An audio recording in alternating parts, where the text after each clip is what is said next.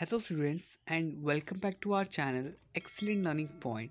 तो बच्चों, आज की इस वीडियो में हम क्लास 10th का वर्कशीट नंबर 63 डिस्कस करने जा रहे हैं। ये बच्चों हमारी सामाजिक विज्ञान की वर्कशीट है, जहाँ पे हम अपना चैप्टर फेडरलिज्म रिवीजन करने जा रहे हैं। कुछ क्वेश्चंस हैं यहाँ पर, जो कि देखो यहाँ पे हमारे पास टोटल 10 क्वेश्चंस है बच्चों। तो चलो ज़्यादा टाइम वेस्ट नहीं करते हैं, आते हैं अपने आंसर शीट पे, देखते हैं सारे आंसर्स। तो देखिए बच्चों, यहाँ पे आपका सबसे पहला क्वेश्चन है, what is decentralisation of power.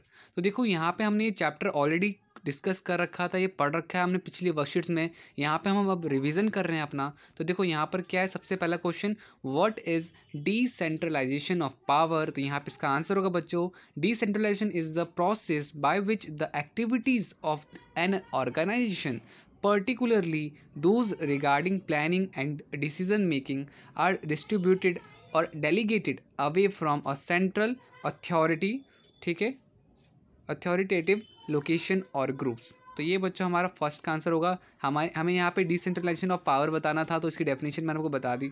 इसके बाद देखो सेकंड क्वेश्चन क्या है। सेकंड क्वेश्चन ये है, who plays an important role in overseeing the implementation of constitutional provision and procedure। तो यहाँ पे क्या आंसर होगा, judiciary plays an important role by ensuring that the constitutional provisions and procedures related to federalism are implemented। ठीक है, तो यहाँ पे कौन थे बच्चों, तो यहाँ पे मैंने आपको बता दिया कि ये हमारे जुडिशरीज थे। ठीक है, judges plays an important role. तो यहाँ पे आपको जुडिशरी वर्ड्स यहाँ पे लिखना होगा। तो क्वेश्चन नंबर सेकंड हो गया। क्वेश्चन नंबर थर्ड क्या है, according to our constitution who has the power of legislate on residuary subjects। तो यहाँ पे क्या होगा, the union of the union government. ठीक है, तो ये हो गया हमारा थर्ड का आंसर।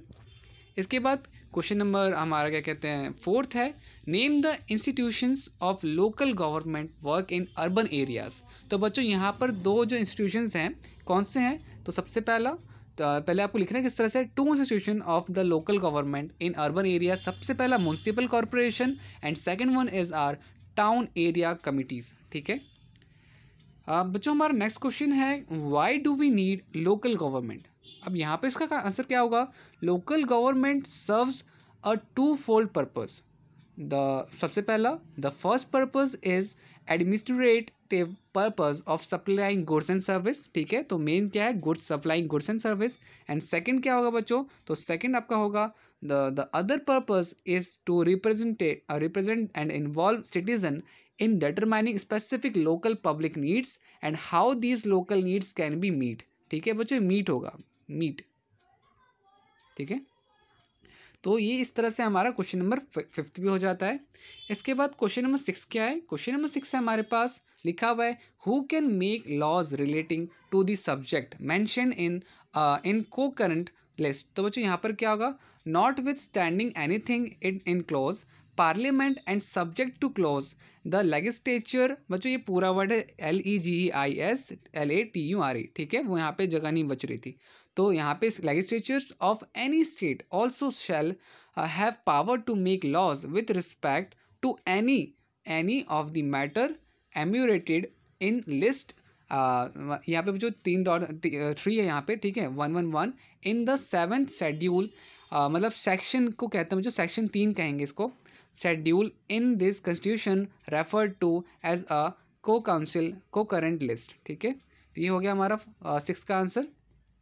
इसके बाद rewrite the statement after correcting the underline phrases. तो क्वेश्चन नंबर 7 क्या है, रीराइट करना हमें, rewrite the statement after correcting the underline phrases में सबसे पहले executive has power to make law. तो बच्चों ऑब्वियसली ये यहाँ पे गलत होगा, पार्लियामेंट एंड स्टेट लेजिस्लेचर आएगा यहाँ पर। ठीक है, parliament and state legislature has the power to make law. ठीक है, तो आपको यहाँ पे एग्जीक्यूटिव को काटने के बाद यहाँ पे लिखना क्या है, पार्लियामेंट एंड स्टेट लेजिस्लेचर। ठीक है, इसके बाद देखो बच्चों, इसके बाद हमारा क्वेश्चन आता है फिल इन द ब्लैंक्स वाला।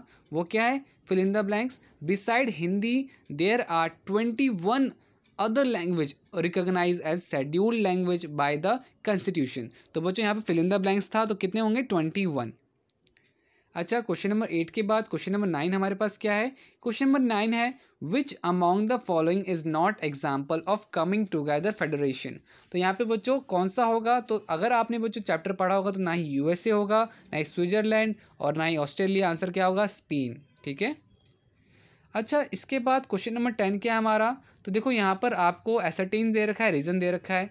तो देखो लिखा हुआ है in the question given below there are two statements marked as assertion and reason. क्या है रीजन?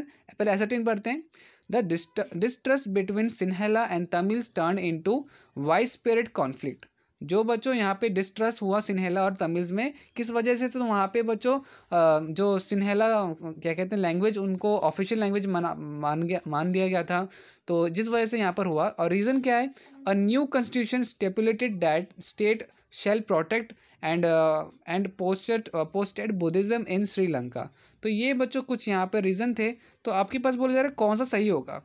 तो देखो यहाँ पे आपका ऑप्शन ए सही होगा। Both A and R true and R is correct explanation of A. ठीक है।